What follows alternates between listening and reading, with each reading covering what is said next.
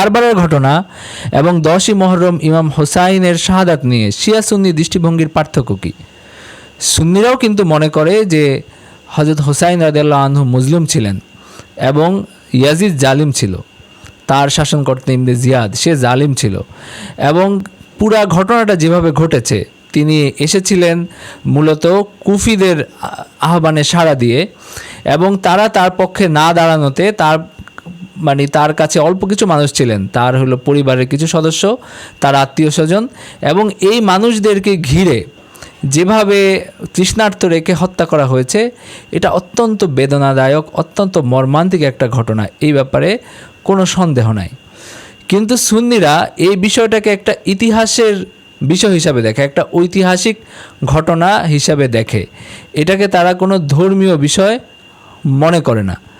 সুন্নিরা এটা মনে করে না যে হযরত হোসাইন রাদিয়াল্লাহু আনহু আল্লাহর পক্ষ থেকে প্রত্যাদেশ বা ওহীপ্রাপ্ত হয়েছিলেন, তাকে আল্লাহর পক্ষ থেকে নির্দেশ দেওয়া হয়েছিল ইয়াজিদের বিরুদ্ধে দাঁড়াতে, তারপরে তিনি দাঁড়াতে গিয়ে তিনি এভাবে মারা গেছেন, এটা যেটা শিয়ারা মনে করে। এবং শিয়ারা এটাকে একটা ধর্মীয় বিষয় হিসাবে দেখে পুরোপুরি আপাদমস্তক, এটা তাদের ধর্মের অংশ, এটাকে তারা ধর্মীয়ভাবে পালন করে, এবং এই বিষয়টাকে তারা যেভাবে বয়ান করে, শিয়াদের যে বয়ান, সেই বয়ানে এটা আপাদমস্তক একটা ধর্মীয় বিষয়। এই কারণেই 10ই মুহররম তারা এত গুরুত্বের সাথে পালন করে, কারণ দুর্ঘটনা তো আসলে ইসলামের ইতিহাসে অনেক ঘটেছে। হযরত আলী রাদিয়াল্লাহু আনহুর শাহাদাত, হযরত উসমান রাদিয়াল্লাহু আনহুর মর্মান্তিক শাহাদাত, হযরত ওমর রাদিয়াল্লাহু আনহুর শাহাদাত, এই সবগুলো ঘটনাই তো ইসলামের ইতিহাসের অংশ। একইভাবে এই কারবালার ঘটনা, আবদুল্লাহ ইবনে জুবায়ের তার শাহাদাত মক্কায়, সেটাও তো একটা মর্মান্তিক ঘটনা। তো এইখানে সামগ্রিক পরিস্থিতিতে মিলে যে আলাদা একটা মর্মান্তিক অবস্থা তৈরি হয়েছে, এটা যে অত্যন্ত বেদনাদায়ক ছিল এই ব্যাপারে কোনো সন্দেহ নাই। কিন্তু আমরা এটাকে ইতিহাসের অংশ হিসাবে দেখি, কিন্তু শিয়ারা এটাকে একটা পুরোপুরি ধর্মীয় বিষয় হিসাবে দেখে, এবং হযরত হোসাইনের বিরুদ্ধে যারা দাঁড়িয়েছিলেন এটা মূলত একটা ক্ষমতার লড়াইয়ে পর্যবসিত হয়েছিল তখন, কিন্তু তারা এটাকে একটা ধর্মীয় লড়াই হিসাবে দেখে এবং বিপরীত পক্ষকে তারা কাফের মনে করে, ইয়াজিদ সহ তাদেরকে তারা লানত দেয়, কাফের মনে করে। তো এই ক্ষেত্রে সুন্নিদের ইখতিলাফ আছে বা মতবিরোধ আছে। সুন্নি যারা বড় উলামায়ে কেরাম, যেমন ইমাম আহমদ ইবনে হাম্বল রাদিয়াল্লাহু আনহুর কথা যদি আমরা বলি, তিনি বলেছিলেন যে কোনো সুন্নি, কোনো মুসলমান ইয়াজিদকে ভালোবাসা এটা কোনো মুসলমানের পক্ষে সম্ভব না।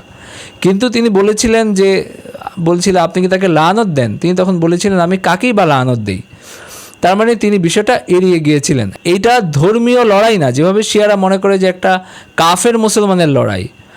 আল্লাহ তাআলা যদি সরাসরি নির্দেশ দেন হযরত হোসাইনকে ইয়াজিদের বিরুদ্ধে লড়াই করতে, তাহলে ইয়াজিদ তো আসলে একটা নিকৃষ্ট কাফের, এবং এইখানে যে দুঃখজনক ঘটনাটা ঘটেছে এটার পরে তো ইয়াজিদ পুরোপুরি আসলে একটা বাতিল কাফের হয়ে যায়।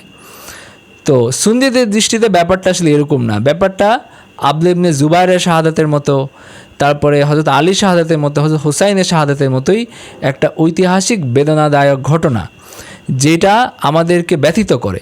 কিন্তু এর কারণে আমরা দিন সম্পর্কে নতুন কোনো ব্যাখ্যা হাজির করি না, বা দিনের এই যারা তার বিরুদ্ধে ছিল, মানে গোটা রাষ্ট্রযন্ত্র, তাদের সবাইকে আমরা বলি না যে তারা কাফের হয়ে গেছে বা এটা একটা ইসলাম এবং বাতিলের লড়াই ছিল, এভাবে আমরা ব্যাখ্যা করি না বিষয়টাকে।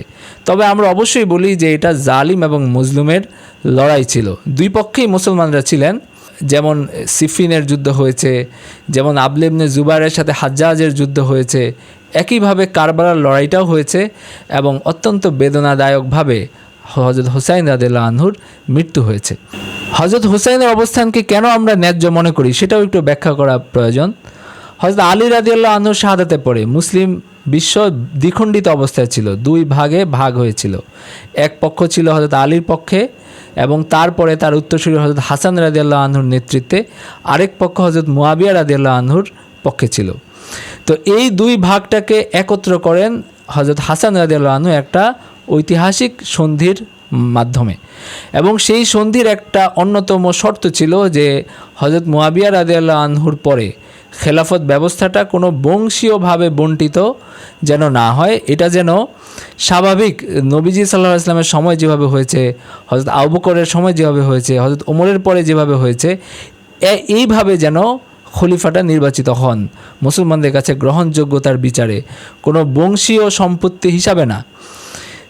এবং হযরত হাসান রাদিয়াল্লাহু আনহুই পরবর্তীতে খলিফা হবেন, মানুষ এরকম ধরে নিয়েছিল।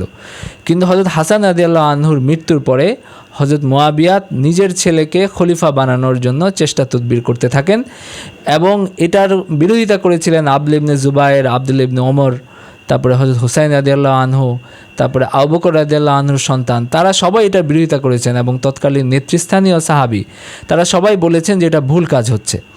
এরপরেও তিনি তাদের বিরোধিতা উপেক্ষা করে তিনি ইয়াজিদকে খলিফা নির্বাচিত করেন এবং হযরত হুসাইন রাদিয়াল্লাহু আনহু তিনি এটা কোনোভাবেই মেনে নিতে পারেন নাই এবং অন্যরাও মেনে নিতে পারেন নাই। যেমন আবদুল্লাহ ইবনে জুবায়ের, তিনি কিন্তু মক্কায় আলাদা হয়ে তিনি খেলাফত ঘোষণা করেছিলেন এবং যখন হযরত হুসাইন রাদিয়াল্লাহু আনহু কারবালায় শাহাদাত বরণ করেন তখন কিন্তু মক্কা আবদুল্লাহ ইবনে জুবায়েরের হাতে ছিল।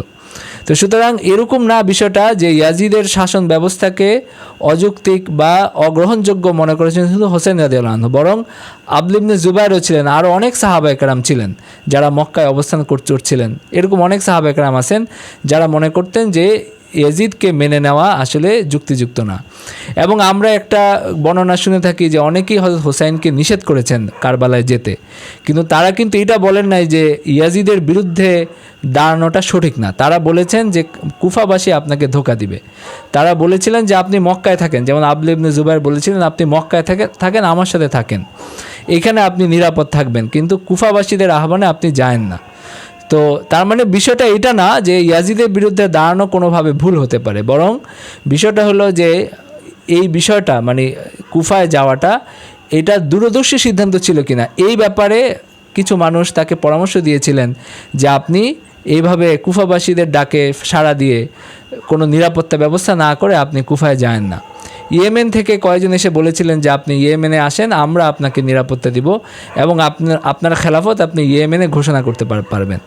কিন্তু যেহেতু হযরত আলীর রাজধানী ছিল কুফা এবং হযরত আলীর সমর্থকদের একটা বড় অংশ ছিল, শিয়াদের একটা বড় অংশ ছিল কুফায়, এই কারণে হযরত হুসাইন কুফায় যাওয়াটাকেই তিনি সঠিক মনে করেছিলেন এবং সেই সিদ্ধান্ত পরবর্তীতে দেখা গেছে যে এটা আসলে সঠিক হয় নাই এবং কুফার যারা তার পক্ষে দাঁড়ানোর কথা তারা আসলে নিষ্ক্রিয় ছিল বা তার বিরুদ্ধে দাঁড়িয়ে বরং তার বিরুদ্ধে যুদ্ধ করেছে এরকম মানুষও ছিল।